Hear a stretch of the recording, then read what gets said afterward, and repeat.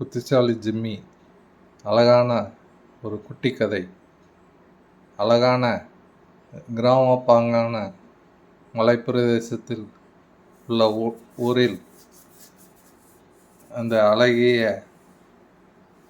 எழில் தவழும் இயற்கை வளம் வாய்ந்த இந்த சிற்றூரில் கமலா பாட்டி வாழ்ந்து வந்தார்.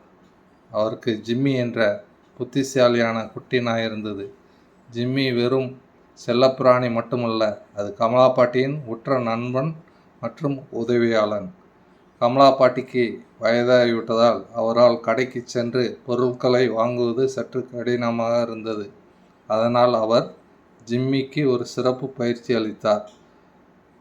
கடையில் போய் பொருட்களை வாங்கி வருவதற்கு பயிற்சி அளித்தார். ஒரு நாள் காலையில் கமலா பாட்டி வீட்டில் மளிகை பொருட்கள் தீர்ந்துவிட்டன.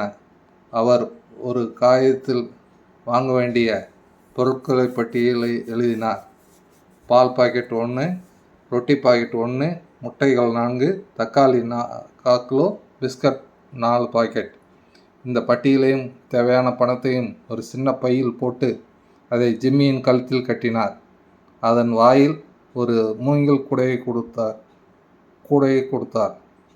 ஜிம்மி, ஜாக்கிரதையாக போயிட்டு வா செல்லம் என்ற பாட்டி கூற, ஜிம்மி வாளை ஆட்டிக்கொண்டு உற்சாகமாக புறப்பட்டது. தெருவில் கம்பீரமாக நடந்து சென்ற ஜிம்மியை பார்த்து எல்லோரும் புன்னகைத்து ஆர்ப்பரித்தார்கள்.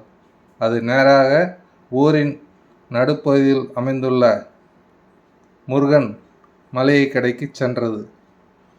அங்கு முருகன் அந்த லிஸ்ட்டை பார்த்து அதனுள்ள பொருட்களை அந்த கூடையில் வைத்து அதற்கு தேவையான பணத்தை எடுத்துக்கொண்டு மீதி சில்லறையை பையில் போட்டு ஜிம்மிக்கு ஒரு பிஸ்கட் பாக்கெட்டும் கொடுத்து வழி அனுப்பி வைத்தார்.